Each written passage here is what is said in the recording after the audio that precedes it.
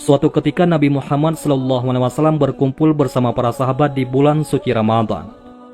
Beliau SAW terlihat tersenyum sendiri, lalu ditanya oleh para sahabat, "Apa yang membuat engkau tersenyum, wahai Rasulullah?"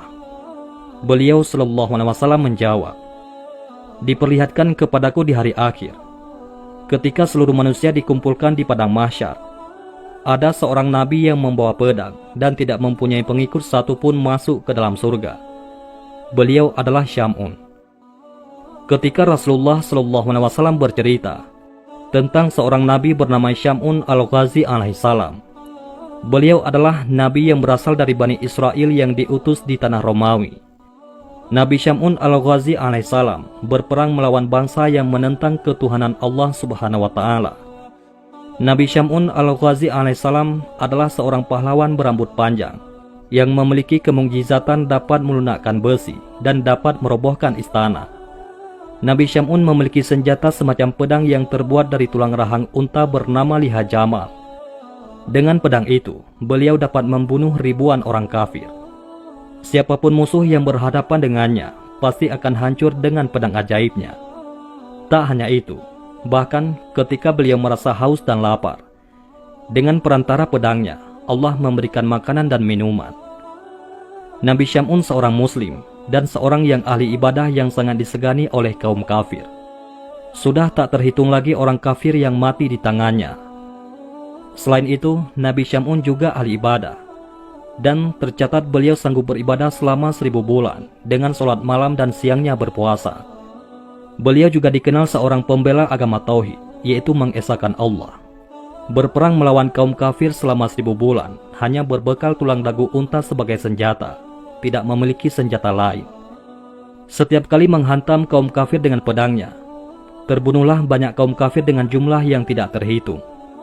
Dengan hanya bersenjatakan tulang rahang seekor unta yang dibentuk menyerupai sebuah pedang pendek yang tajam, Nabi Syam'un berperang melawan bangsa yang menentang Allah Subhanahu wa Ta'ala dengan penuh keberanian dan selalu dapat mengalahkan mereka. Ketangguhan dan keperkasaan Nabi Syam'un dipergunakan untuk menentang penguasa kaum kafirin saat itu, yakni Raja Israel. Menghadapi kesaktian Nabi Syam'un al-Ghazi alaihissalam membuat para kafirun kewalahan. Mereka mencari jalan untuk bisa menundukkannya. Dengan segala kehebatannya itu, beliau dibenci oleh para musuh, terutama dari golongan orang kafir. Akhirnya sang Raja Israel mencari jalan untuk menundukkan sang Nabi. Berbagai upaya pun dilakukan olehnya, sehingga akhirnya atas nasihat para penasehatnya diumumkanlah, barang siapa yang dapat menangkap Syam'un al-Ghazi akan mendapat hadiah emas dan permata yang berlimpah. Akhirnya ide licik pun ditemukan. Mereka menawarkan hadiah berupa uang dan perhiasan yang berlimpah kepada istri Nabi, yaitu istri Nabi Syam'un al-Ghazi alaihissalam, dengan syarat ia bersedia melumpuhkan suaminya. Istri Nabi yang ternyata seorang kafir sangat tergiur oleh hadiah itu. Mereka kemudian memanfaatkan istri Nabi Syam'un untuk ikut membantu membunuh Nabiullah Syam'un alaihissalam. Setelah dirayu dengan imbalan yang menggiurkan, sang istri mengiyakan ajakan kaum kafir untuk membunuh Nabi Syam'un suaminya sendiri, karena ada iming-iming harta benda yang banyak. Si istri akhirnya mau melakukan kejahatan itu.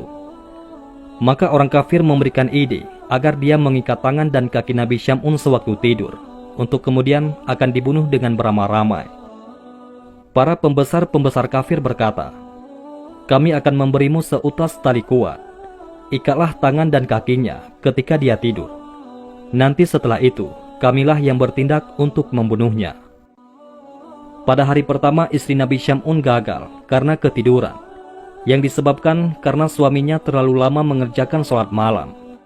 Lama waktunya itu, sehingga membuat istri Nabi Syam'un tak kuasa menahan kantuk yang amat sangat. Memang Nabi Syam'un al-Ghazi tidurnya hanya sedikit saja dalam semalam, di mana malam-malamnya hanya dipergunakan untuk beribadah kepada Allah Subhanahu wa Ta'ala. Keesokan harinya, istri Nabi Syam'un melapor kepada orang-orang kafir bahwa dia belum berhasil mengikat tangan dan kaki suaminya. Mereka tidak mempermasalahkan hal itu. Pada hari kedua, istri Nabi Syam'un berhasil mengikat suaminya ketika tidur dengan seutas tali yang kuat. Tatkala Nabi Syam'un bangun dan ingin beribadah kepada Allah Subhanahu wa Ta'ala, beliau terkejut karena kedua kakinya terikat. "Wahai istriku, siapakah yang mengikatku dengan tali ini?" tanya Nabi Syam'un kepada istrinya. "Aku yang mengikat, hanya sekedar mengujimu sampai sejauh mana kekuatanmu," ujar istrinya. Nabi Syam'un dengan mudah dapat melepaskan tali yang mengikatnya dengan satu ucapan doa. Kemudian Nabi Syam'un bergegas menuju tempat peribadatannya. Maka gagallah rencana pembunuhan pada hari kedua itu. Namun setelah itu, musuh-musuh kafir datang lagi dengan membawa rantai. Dan istri Nabi Syam'un siap mengikat suaminya lagi pada keesokan malamnya. Pada hari ketiga, istri Nabi Syam'un itu berhasil lagi mengikat suaminya dengan rantai yang diberikan oleh orang-orang kafir. "Wahai istriku, siapakah yang mengikatku kali ini?"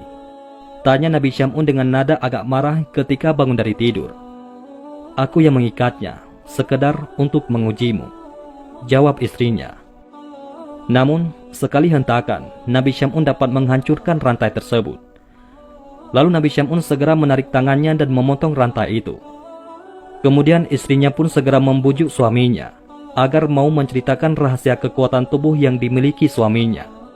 Akhirnya Nabi Syam'un bercerita juga, jika sebenarnya beliau adalah seorang wali dari sekian banyak wali Allah yang hidup di dunia ini. Syam'un berkata, "Wahai istriku, aku adalah wali di antara wali Allah, yakni kekasih Allah. Segala perkara dunia ini tidak ada yang sanggup mengalahkan diriku. Aku punya rambut panjang ini. Ketahuilah bahwa tidak ada seorang pun yang mampu mengalahkanku dalam perkara dunia kecuali rambutku ini." Jelas Nabi Syam'un al-Ghazi alaihissalam kepada istrinya.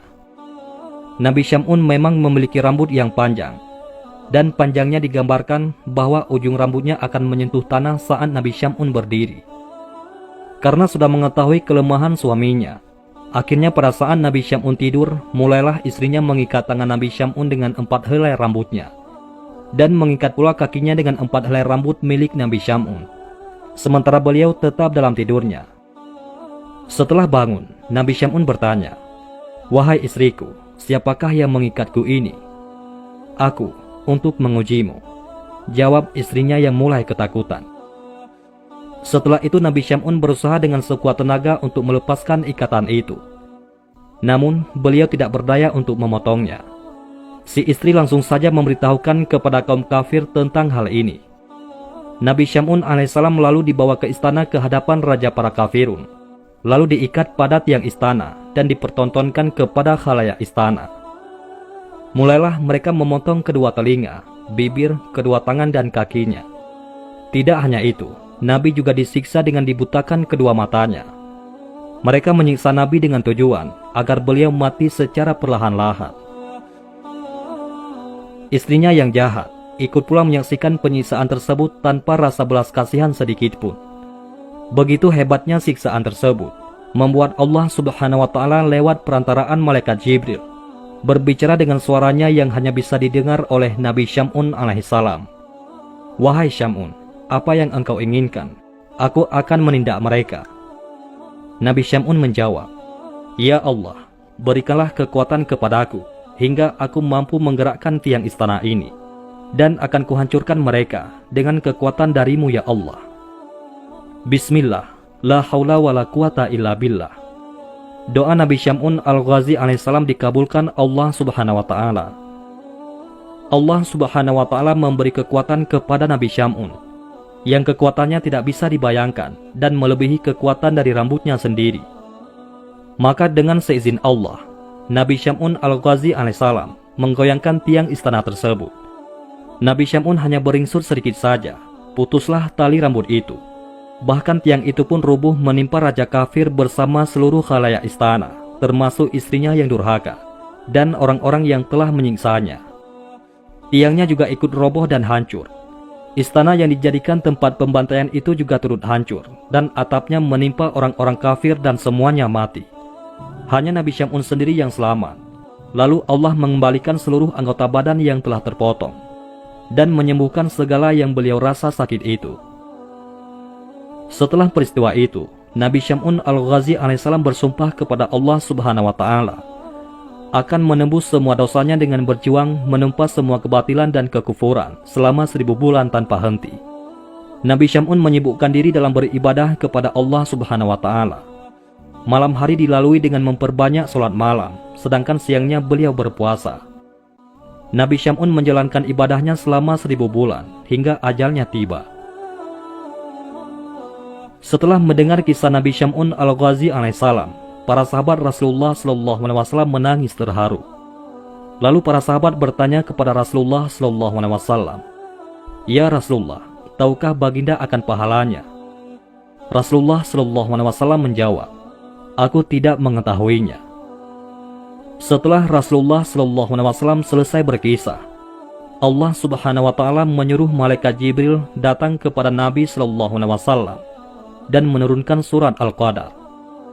"Wahai Muhammad, Allah memberi Lailatul Qadar kepadamu dan umatmu. Ibadah pada malam itu lebih utama daripada ibadah 1000 bulan," ujar malaikat Jibril alaihissalam. Allah Subhanahu wa Ta'ala berfirman dalam surat Al-Qadar ayat 1-5, "Sesungguhnya kami telah menurunkannya Al-Quran pada malam kemuliaan. Dan tahukah kamu apakah malam kemuliaan itu? Malam kemuliaan itu lebih baik dari 1000 bulan. Pada malam itu turun malaikat-malaikat dan malaikat Jibril dengan izin Tuhannya untuk mengatur segala urusan. Malam itu penuh kesejahteraan sampai terbit fajar." Quran Surat Al-Qadar ayat 1-5.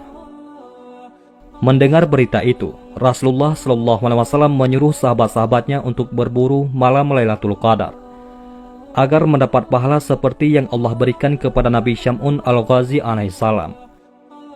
Apabila fajar telah terbit di malam Qadar, maka malaikat Jibril berkata, "Wahai para malaikat, berkumpullah kemari."